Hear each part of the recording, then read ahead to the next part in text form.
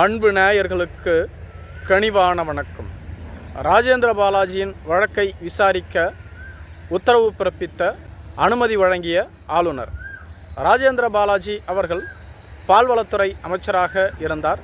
செல்வி ஜெயலலிதா ஆட்சி காலத்திலிருந்து அமைச்சராக இருந்த இவர் விருதுநகர் மாவட்டத்தில் பல்வேறு நபர்களுக்கு ஆவின் பால் நிறுவனத்தில் வேலை வாங்கி தருவதாக கூறி 3 கோடி ரூபாய் மோசடி செய்ததாக இவர் மீது வழக்கு பதிவு செய்யப்பட்டிருந்தது.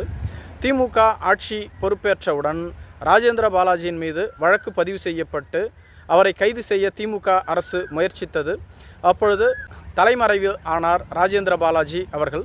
பல இடங்களில் தேடி இறுதியாக கர்நாடக மாநில போலீசாரின் உதவியோடு கர்நாடகா மாநிலத்தில் கைது செய்யப்பட்டார் ராஜேந்திர பாலாஜி அவர்கள். மேலும் ராஜேந்திர பாலாஜியின் மீது பல்வேறு விதமான வழக்குகள் மற்றும் சர்ச்சை சம்பந்தமான வழக்குகளும் நிலுவையில் இருந்து வந்தது. இதுபோன்று இனிமேல் சர்ச்சைகளை ஏற்படுத்தும் வண்ணம் பேச மாட்டேன் என நீதிமன்றத்தில் அப்பொழுது வாக்குமூலம் அளித்து வெளியேறினார். மேலும் ராஜேந்திர பாலாஜியின் மீது வழக்கு தொடர்ந்து நிலுவையில் இருந்த வண்ணம் இருந்தது.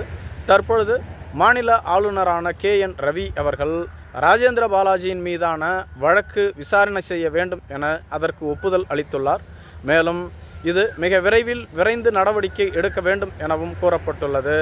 இதனால் ராஜேந்திர பாலாஜி அவர்கள் தனது ஆதரவாளர்களோடு கலந்து ஆலோசித்து வருவதாக கூறப்படுகிறது. தனது மீதான குற்றச்சாட்டு நிரூபிக்கப்பட்டால் ராஜேந்திர பாலாஜி சிறைச்சாலை செல்ல வேண்டி வரும்.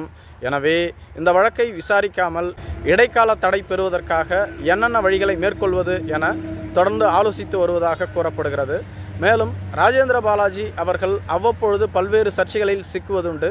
குறிப்பாக 2 மாதத்திற்கு முன்பாக என்னை விருதுநகர் மாவட்டத்தின் முடிசூடா மன்னன் என முன்னாள் அமைச்சர் ஒருவர் விமர்சிக்கின்றார். அவர் விருதுநகர் மாவட்டத்தில் இருந்து கொண்டு என்னை விமர்சிக்க வேண்டும், விருதுநகர் மாவட்டத்துக்காரர் என கூறிவிட்டு சென்னைக்கு ஓடி சென்று என்னை விமர்சனம் செய்கின்றார். அவர் ஒரு ஆண்மகனாக இருந்தால் இங்கிருந்து கொண்டு என்னை எதிர்க்க வேண்டும் என குறிப்பிட்டிருந்தார். அவர் யாரை குறிப்பிட்டிருந்தார் என்பது அப்பொழுதே அனைவருக்கும் தெரியும்.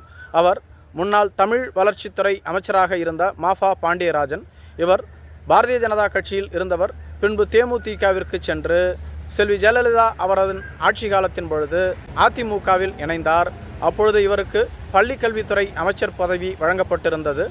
OPS அணியில் சென்ற ஒரே அமைச்சர் இவர். பின்பு இவரது அமைச்சர் பதவி பறிக்கப்பட்டது.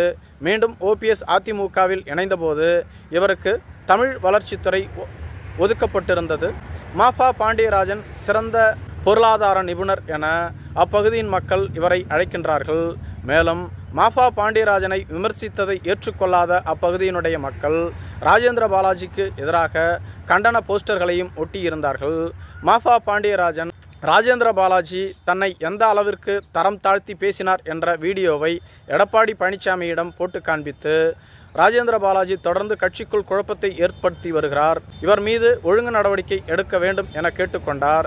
எடப்பாடி பழனிசாமியும் அப்பொழுது விடுத்து அதன் பின்பு மாவட்ட செயலாளர்கள் கூட்டத்தின் பொழுது பல்வேறு மாவட்ட செயலாளர்கள் அந்தந்த பகுதியினுடைய குறுநில மன்னர்களை போன்று செயல்பட்டு வருகிறீர்கள், இது அதிமுகவின் வளர்ச்சிக்கு நல்லதல்ல, கோஷ்டி பூசலை ஒருபோதும் அனுமதிக்க மாட்டேன், குறிப்பாக விருதுநகர் மாவட்டத்தில் கோஷ்டி பூசல் அதிகரித்து வருகிறது, இதை இரும்பு கரம் கொண்டு அடக்குவேன், ஒருவேளை கோஷ்டி பூசலை தடுக்காத அந்தந்த மாவட்ட செயலாளர்களை அவர்களது பதவியிலிருந்து நீக்குவதற்கும் நான் தயங்க மாட்டேன் என வார்னிங் கொடுத்திருந்தார்.